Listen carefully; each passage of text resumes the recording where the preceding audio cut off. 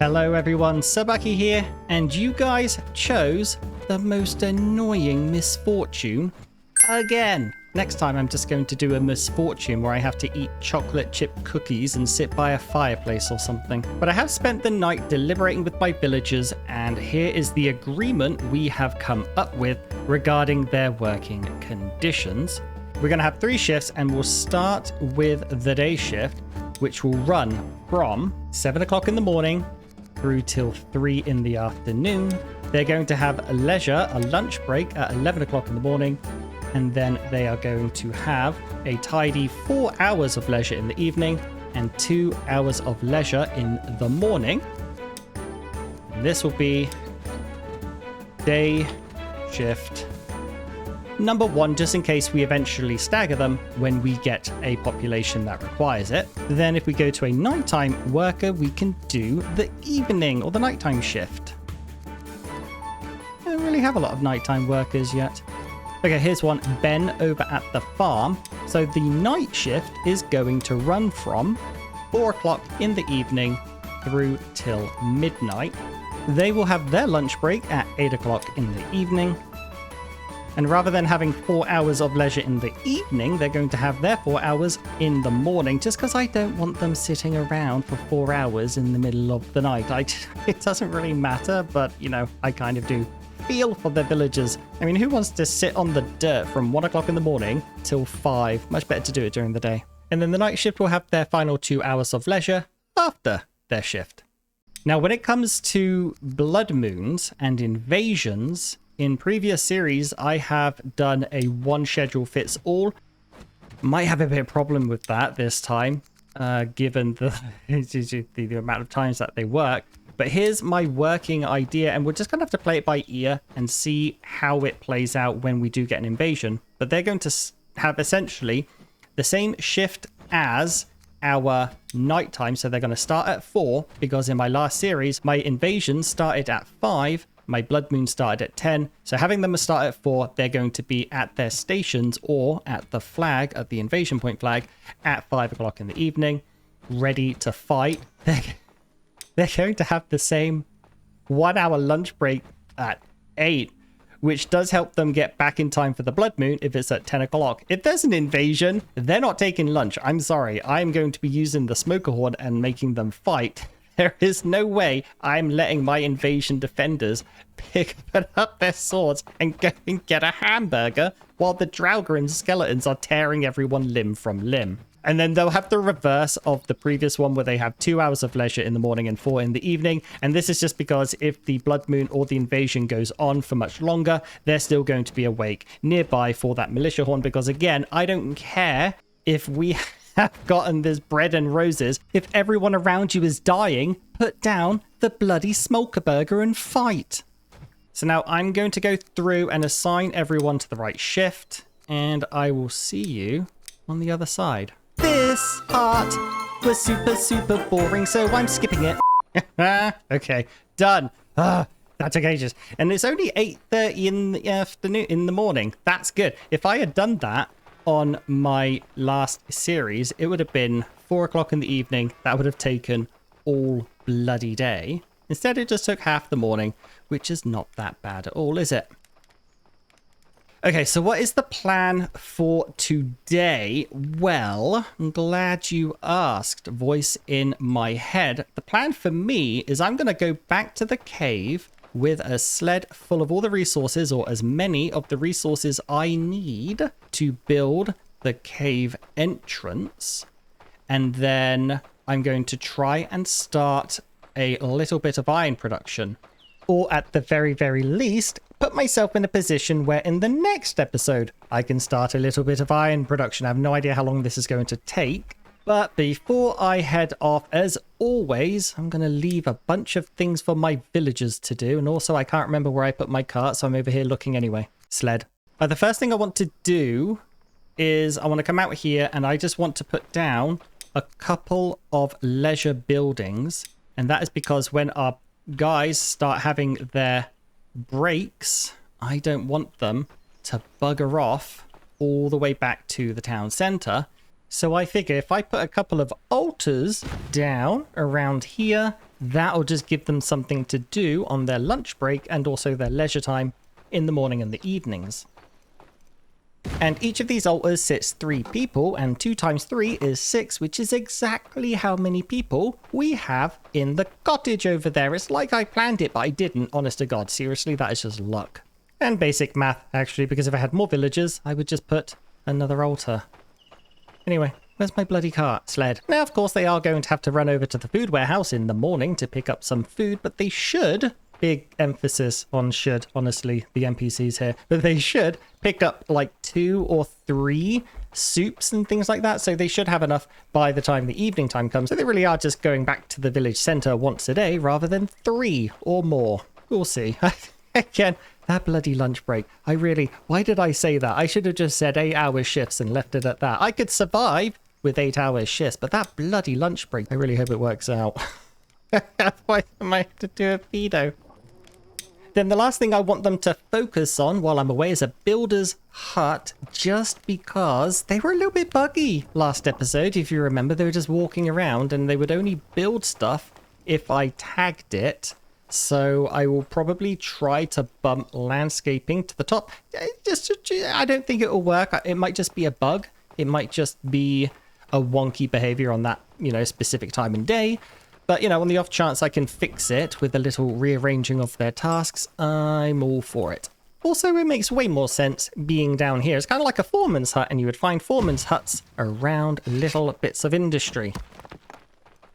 One other thing I need to do before I leave, if I'm going to the mine, I'm going to fight a bear, and if I'm fighting a bear, I want armor. So what I want to do is make a couple of leather hides by using the scraps and a bit of thread, and then turn that leather hide into leather and craft it into the thick linen chest piece and hopefully pants. I don't really remember which one takes how much.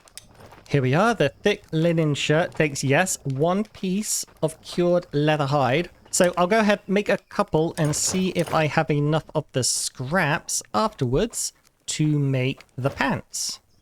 Oh, bugger, I forgot the thread. So let's come over here to the loom. Let's make a couple of thread. And then we'll turn the scraps into you. We are going to have to hang them up to dry, or cure, I guess, is the proper term. That's why it's called a cured leather hide. I really quite often forget that you can do this. To be honest, I always just wait until I have the iron knife before curing leather hides. But while we wait for that, let's put some more tasks up here. Let's ask Rusty to please make 10 of... No, you know what? We are going to start being a little bit more efficient. 11. Is she working the nighttime shift? Oh, she's on lunch. I was like, why is everyone purple? Bloody lunch. Ugh. But 11 here can be our second crafter. Then I want to come into the tasks and add about 10 of the linen threads, 10 of the regular linen, and then I want to take Rusty off those and take 11 off everything else. So 11 is essentially just going to become the weaver. Rusty can continue making his rusty wooden tools. And we will just be starting with the thread and the linen just so that I can make my armor. And then a bit later on, we'll also add in just regular clothes to 11's task list. I just want my armor first and foremost because that's selfish of me, isn't it? I'm very selfish to want to not get mauled by a bear. And to help speed things up while I still wait for my leather to cure, I'm going to take all of the fibers from the farm because we've had another harvest. It's an absolute miracle day. What perfect, flawless, happy timing. And deliver all of that back to the workshop just so that they don't have to walk backwards and forwards themselves. See, I'm not selfish at all. I'm really kind and caring. Thank you very much, 11, for my linens. Now let's head over and see if my leather hides have cured. Oh, bugger. Where have they gone? Oh, Rusty's got them. Rusty, why are you taking my stuff? And have we got everything we need? We do. We got the linen thread. We got the linen. We got the cured leather. So now let's go ahead and craft a thick linen shirt and the pants. Do not use leather scraps, but I do need to get my second cured leather hide from that thief Rusty. Perfect. Is there anything else worth crafting while I'm here? I think that's good. Everything else is just rain protection and cold resistance, which I don't need to worry about for now. Or maybe a thick linen hood. Everything else needs leather scraps or does not have an armor value. Yeah, so we'll just wait for the hood, which we'll get in 1 linen. There it is. And I'm back to looking a little bit silly. This is the worst part of the game. I prefer no armor to this armor, honestly. It is... Oh, it's already quite late. It's already quite late, but that's not a problem. Let's have a little bit of a drink and a bit of a snack. And our first altar over at the farms has been built. We've now got an achievement, I think, for making 3 of those, for building 3 of those. Look at them. Lazy bastards. They're done for the day. It's 3 o'clock. Let's start thinking about the mine. So where is the mine hut? It is 5 logs, 5 long sticks, rope and stones. Well, I will take the logs. It's harder to chop down a fir tree than anything else. I'll get the long sticks out there. They're super easy. We'll get 1 of these stones. And then what was it? I've already forgotten. 8 ropes and 8 stones. Okay. That is easy bloody peasy. 8 ropes, 8 stones, and then everything else we will get from the mine location. Where is the mine, actually? Not there. Not that bear. It's this bear. 2 bears. There's 3 bears on this map. I found 1 on day 1. And I ran into the second bear when I found the mine. Absolutely bloody typical. Okay, time to head on over there. I am definitely, absolutely 100% going to get my chieftain's buff. Alright, 4 o'clock in the evening. I'm finally ready to go to the mine and take on the bear that's defending it. This is going to be fun.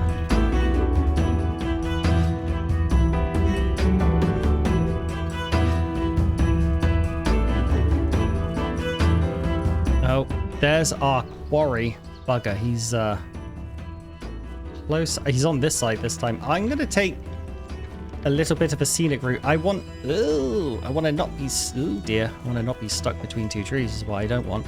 I don't want to put the sled at risk from a jumping attack from the bear.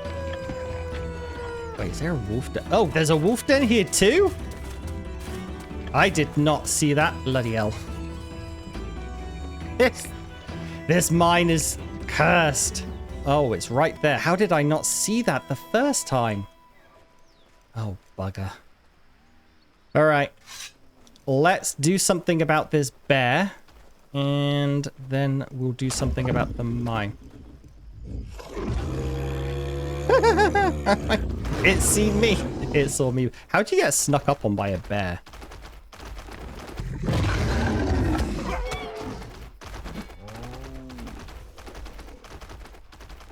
Oh, our guys might actually be safe if it might be just out of range.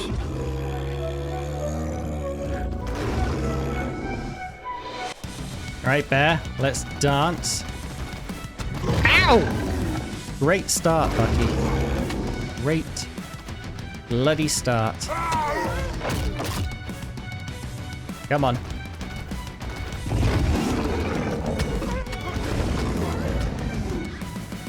Ragnar is strong, by the way. I'm used to ASKA, who's a little less strength, more dexterity. Oh, there goes the club. There it goes.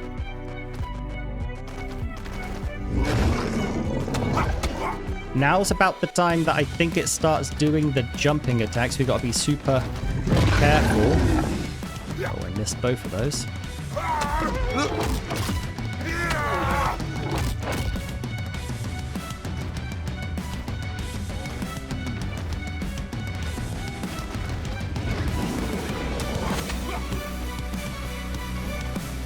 Oh, you got stuck on a tree.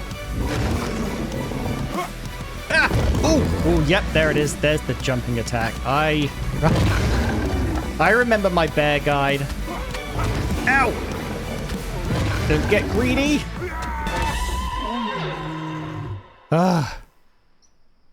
Okay. That was fun. That was stressful though.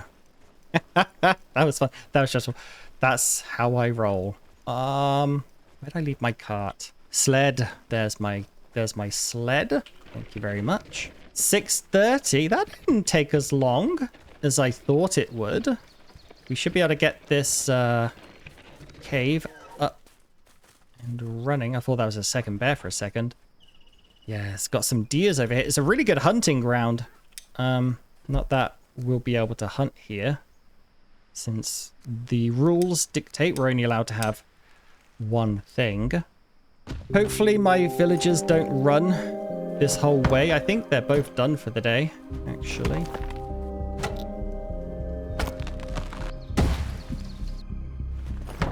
I can kill 2 smokers with 1 explosive sack here by getting this Jotun deposit down, get the large stones, which I need for the cave, and the Jotun blood, which I need for villagers. It's a win-win. Unless you're a smoker. Oh, I'm going to get this up. It's really cutting it close. I'm going to get this up, and then I'm going to run my little tail off back home in case we get a blood moon. I really hoped we could mine at least 1 wall to get some iron. But I don't want to chance it. So yeah, it's time. I gotta go. I gotta go home. If there's a blood moon, I will be utterly screwed.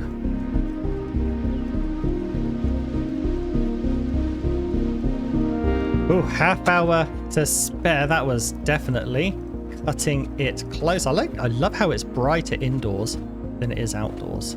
Quick nap, quick drink, quick bite to eat. We have our water runestone buff now as well, which is absolutely gorgeous. They are working the night shift as well. There is our buff, I think. Oh, that might actually be a little bit cheaty. I didn't realize I still had the previous one. But that's fine. Little drink, bite to eat, and pop over here and have a nice little villager summon. No Storm Rider unease, not just give me a break. Monk body athlete. Oh my gosh. Again, kind of terrible. We'll go with Ebba. 8 minutes until a potential blood moon. I guess let's just do a couple minutes of... Not even 1 skill. Okay, the blood moon is over here. All right, where's my smoker horn? Go with me, guys. These things are getting a bit dangerous.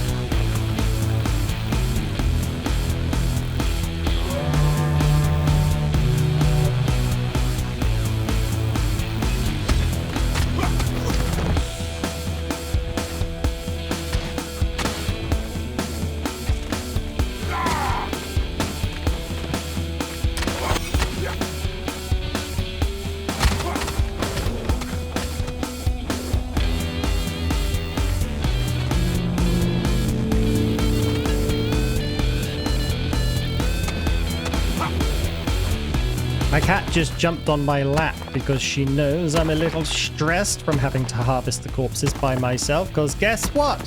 We don't have a corpse harvesting job. Good God. Stop. Last wave. Bunch of Draugrs.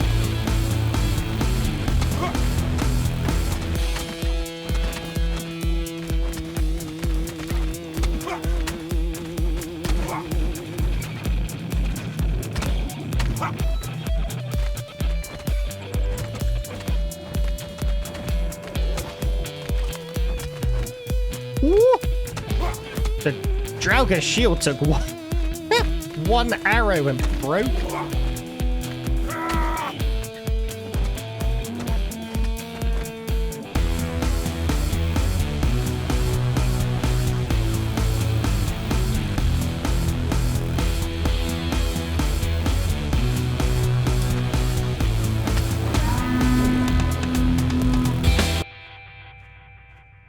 Oh boy, I have to get you guys some armor next.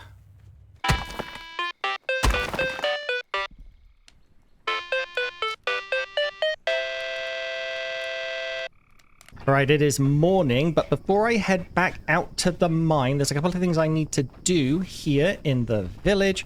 First of all, naming the few villagers that we've gotten over the course of the episode. We've got another one on the way as well, so I must remember to rename them when they arrive.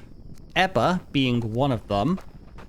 He's a Storm Rider unease. Honestly, I saw it happen when she arrived, and I just decided I wanted no part in that. But Ebba, you are going to become Ballerina. Hendrik from last episode, I think, is Teru the Great. Now, to keep my villagers busy while I'm gone, I want to start putting down whatever we can towards building that iron industry. But I also need to do some landscaping first. I'm going to have to stick around for the landscaping part. And then once I have the ground here in a good enough place, I'm going to bugger off. And my builders will, of course, pick up the reins from there. Probably. And I know it's going to look super wonky at the start. It doesn't look great right now, but I will be making that beautification pass once I have the buildings placed and I know how much room I've got to work with. We'll put down some rows, we'll put down some lanterns, some wells, some nice decor. It's going to look really, really great, but I want iron first, so I'm just going to put down the buildings, focus on getting iron, get myself some iron tools, get myself up and running in that arena, and then I will have a lot more time for the little beautifications. And there's Jane? I think that happened in the last series where I didn't know how to pronounce that name. You are going to be Valkyrie, and you are... okay, at least it's Soggy Discomfort and it's not bloody Storm Rider Unease. Okay, the ground is good enough. So now let's go ahead and put the coal maker down. You know what? I actually kind of like the way it's a little bit angled towards the hillside back there. So yeah, that's actually first time right. Love it. Done. Okay, let's grab a spare pickaxe because mine, again, looks like if an ant farted on it, it would break. And I'm also going to want to have a torch because it's going to be dark down there. And I want to be able to see what I'm doing. Drop you off. That's 2 more bag slots. And I'm done. Let's head back to the mine and start getting some delicious iron ore. I don't eat. I really shouldn't eat it.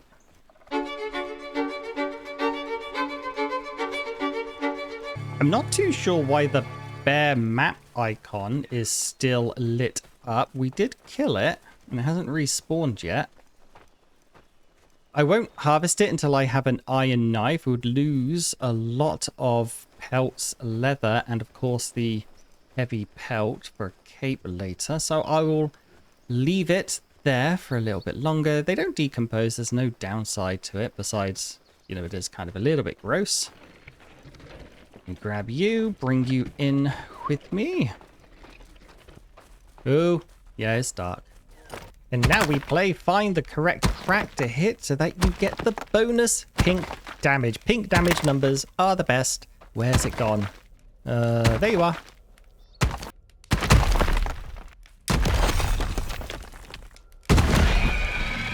Oh, we've reached a cavern. I can't see a thing. I can hear a thing. Oh, I see shadows moving. Oh, God. Ow. Oh, I'm swinging over because of the ramp. Can I take this back? Oh, I can. Oh, that's made it worse. Okay. Okay. Oh, that was awful.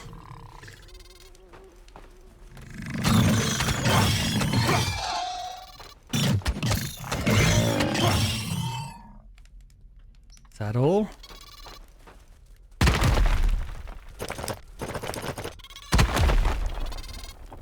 There's a lot of smoking noises down here. I know they're above me, but it makes me feel like I'm about to approach a cavern of cave Smolkrs, which is just the worst thing you can imagine. I've only got 2 spots left, and the walls drop more than 2 iron. I don't want to leave stuff around here. Oh, how do I get out? Okay, I have a sled full of ore and a pocket mostly full of ore. Let's head back home. There's a bit of stalling going on with the for the coal maker, and I'm not really sure why.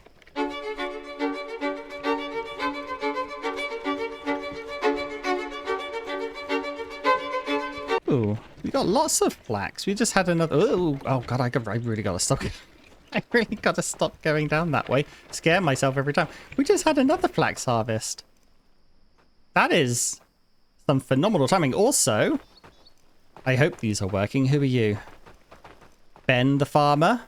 Sculinary from the archery range using the altars out here instead of walking all the way back. Love it. A lot less than last time, but I am super happy that I made those 2 flax fields instead of the 1 flax field that I usually do. That has certainly helped out. No thanks to the Smolkr incident. But that is more than enough fibers to make the rope I need and some spares to make a few storages in the industrial area. Okay, I want 2 small storages, one for flax and rope and the other for small stones. I'll go over that in a bit. Then, oh, that is really weird. We have 600 fibers here already. I have no idea. And we even have the rope for the bloody building. And it's not the whitelist, before anyone asks. I checked that first. Could not find any rope. Well, I just picked up all the rope. I don't know. I'm just going to ignore it. I really don't know. Okay, storage number 1 can have 50 rope and then 1,000 fibers. I don't know if that's actually the right math there. We'll find out. Then storage number 2 can just be for small stones because I want a whole bunch of them for when I build my nice big road network. I like the idea of having a little gap in between, and in the middle is where I can put a little warehouse for all my metal trinkets. It is 6 o'clock in the evening and I still have workers, which tells me I forgot to reassign a schedule to our newcomers, and I'm already being told by the union rep that I've got to put them on the right shift. So let's go ahead and fix that now. Better for them, worse for me.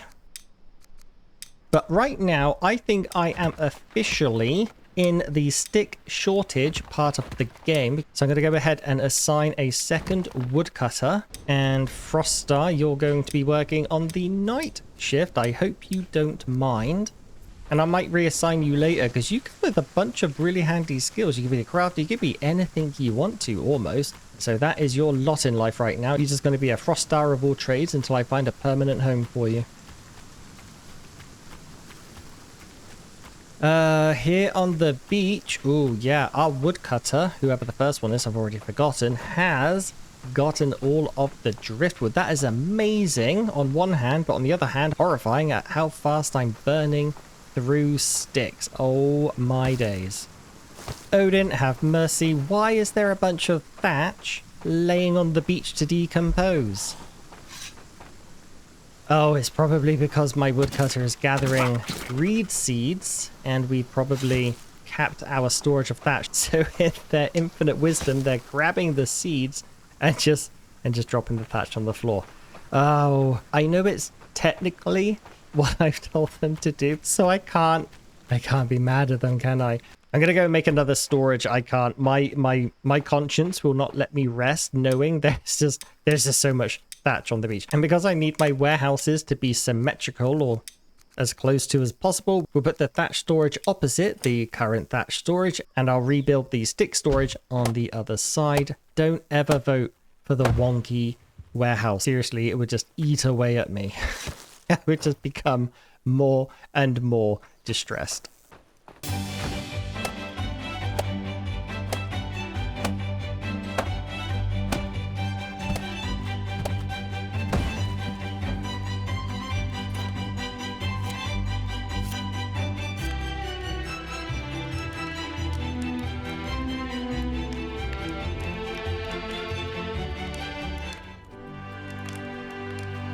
Another thing I'm doing now, it's about time, is I'm going to add some clothing tasks finally for our villagers, and it is always a pain starting off crafting clothes.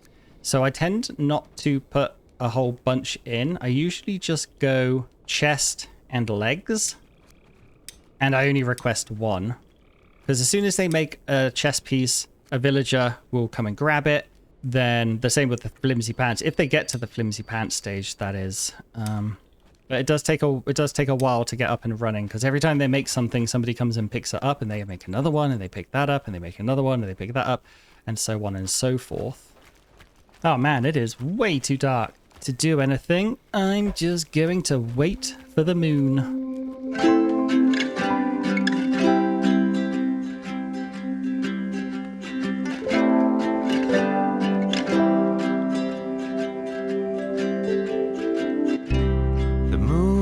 Smiling so bright.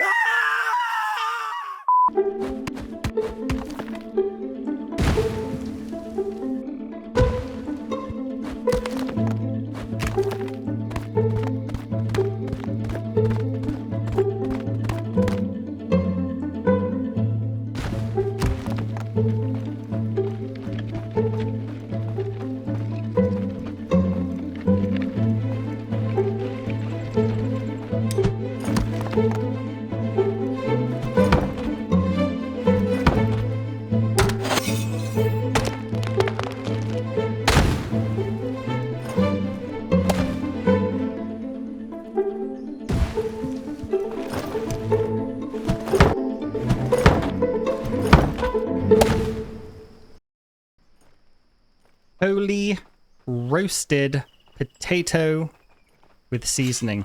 That was a long night. That was a long night. Ooh. Portal to the underworld there. That was a long night and a long morning. But we have our iron industry up and running. We got our coal maker, our bloomery, and our metal worker over there. And we have a nice amount of iron to kick start that whole thing. But I'm not going to get into that today. I'm going to leave that for the next episode. Right now, before I pass out from exhaustion, I'm going to go and take a little bite to eat and get a drink. What's on the menu? Oh, we got meat soup today. That's nice. Thank you very much. But yes, we have the beginnings of our iron industry. We'll be able to start making iron tools, iron weapons, and most importantly, armor that doesn't look horrific. Also, our tailor is hard at work making a bunch of clothing. Not the best placement of this side. I think I might need to trim that wall a bit so they have better access to the area. But that is all for today. A whole bunch of progress, looking really, really good. Great to have the iron industry up already. Absolutely happy with that. That'll help us move into longhouses, expand our population super fast, and most importantly, get that harbor up and running by spring next year so we can start raiding, sailing the wide open seas. I cannot wait to reach that part of the game. But the village is certainly coming along in absolute strides. We have a beautiful, or soon to be beautiful, residential area with our industry starting to pick up. Farming, of course, just ticking along and making an absolute abundance of flax and food. And I even repaired Ray's fishing hut and put down a bunch of patrol flags in the night. So it's just a really good time. All around a really good time to talk about the next misfortune. So I'm going to leave you with Editor Bucky for that. But from me, thank you so much for watching. If you've enjoyed your time here, then please consider grabbing a sub, dropping a like, and leaving a comment. And yeah, when it comes to voting on the next misfortune, try to be kinder this time. Stop picking the annoying ones. I'm joking. Always pick the annoying ones. Make me suffer.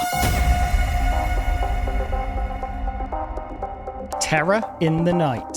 Level 3. A mysterious shadow haunts the nearby woods, and every night at the stroke of midnight it will harvest the soul of a random villager.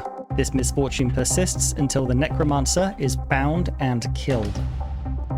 Drowned in Green, Level 2. The blight responsible for poisoning the lake has also made its way into the fish. In addition to no longer being able to fish in the lake for the rest of the season, all the fish and meals made from fish must be destroyed to stop our villagers from falling ill. Earthen Blight, Level 2. The crops have become afflicted with a powdery fungus that slows growing time and amount harvested by half. Fists of Futility. Whether from waking up and feeling a need to prove myself, or because I'm just that angry, I have decided to use fists only and cannot use any type of weapon or tool as a weapon for the duration of the episode. It doesn't bend that way. Level 2. While out on one of my nightly Jotun blood runs, a moment of distraction has left me with a fractured arm. I am unable to build, harvest, fight, or carry anything other than food or my smoker horn of Gondor for the duration of the episode. Eye Wide Shut, Level 2. The Eye of Odin lies dormant and cannot be used for the duration of the current season. Wonky warehouses and bothering villagers. What more do I need to say? Oh yeah, this one's permanent. Blood Noons Rising, Level 2. Every day at noon, a miniature blood moon spawns consisting of 5 Draugr, 5 skeletons, 5 wights, and a jumpy boy. Storm from Helheim. Another storm ravages the island, completely destroying 5 random buildings, including their contents. Not the villagers though, because that would be cruel.